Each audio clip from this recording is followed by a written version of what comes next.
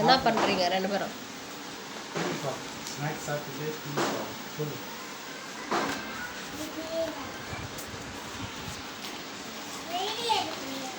ஆமாம்.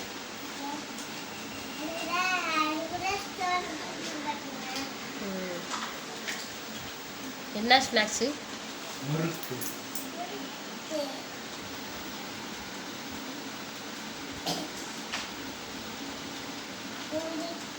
நீ பால்வாடி போகிறது இல்லையா? ஏன்? என்ன தெரியல? நாளை அமுக்கு.